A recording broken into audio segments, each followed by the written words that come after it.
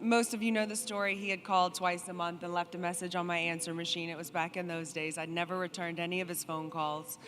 Then he became friends. He proudly stated that he became friends with benefits with one of my friends. And so then he started showing up in all the places I was hanging out, and I got to see like, oh, he's cool. He's still not for me, but he's kind of cool. Then we became friends, like real friends, not with benefit friends.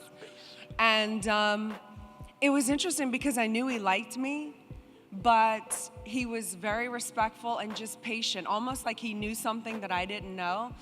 But like I always had this idea that men would hold me back. Look, my opener was probably wrong, because I said, look, people's lives change around me. He did. That was my opener. The first conversation that we had. It's a bad opener, man. Don't try to use that opener. No, it was terrible. It was like, oh God, he's like one of those Will you Hollywood take a shower guys. with me? Would have worked better. Shut up. Look at my tattoos and my criminal record. Would have worked better with her at that point. You got to know your customer. But eventually, I saw something that I had never ever seen in a man before, which was like this guy. Like there was something about me. Like it couldn't have been the poo nanny, because I don't know, because like he would have gone away by now. Like it was just not happening. So he would have gone away. I think you guys really need to hear what she just said, right? A guy doesn't keep, the guys in the room that want a good girl, a woman will submit to commitment. You know, I called my mom, I said, Mom, I met the girl I'm gonna marry.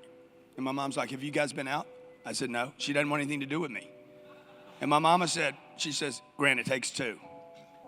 And I hung up with her. I said, thank you so much for telling me that. I hung up with her. I said, oh, I know for sure I'm going to get her, because it doesn't take two. It takes one. It takes one person to have a commitment. I didn't need her agreement. I needed to not back away from my own agreement. Whether it's an apartment deal I'm buying, Elena, whatever, man, I make a commitment, like, you know, whatever it is, I'm committed. And then I just got to work it out. Water beats a rock. I'd call her up. I mean, I had every message I left. I didn't talk to her. I left messages. You guys remember message machines? Of course you do. You grew up on them. So she was probably listening to the message live. I would call in. She just didn't pick up, right? So I would leave a message. Hey, Grant here. I'm down in San Diego right now, you know, sunset and just thinking about you.